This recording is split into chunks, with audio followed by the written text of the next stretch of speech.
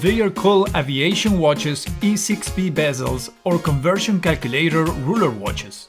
I am going to show you a simple trick to learn and remember how to do different calculations with these watches using a Citizen Pro Master Blue Angel model. You need to remember three things about these two rulers to perform any calculation. These rulers establish a proportion between them. That is equivalent to a rule of three from school. A is to B and C is to D. A and B are in the outer ruler. C and D are in the inner ruler. An easy example, if 10 trees have 70 apples, how many apples are in 20 trees? Well, 10 trees is A, so it goes in the outer ruler.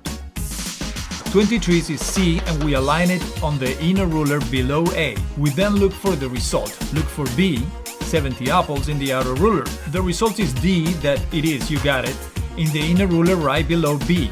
The result is 140. That is right, you need to add or ignore zeros from the parameters in these watches to get your result, but simple logic will help you do that. This rule of three is the basis to every calculation. To do all kind of calculations, we need to remember two more very simple things. As in every rule of three, A times D equals B times C. Finally, in every rule of three, A divided by C equals B divided by D. That's it. Now for multiplication, all you have to do is remember the second point. A times D equals B times C. If we make one of these parameters equal to 1, it becomes a simple multiplication. We use the 10 mark for that. For example, 3 times 7. 3 is A and it goes on the outer ruler.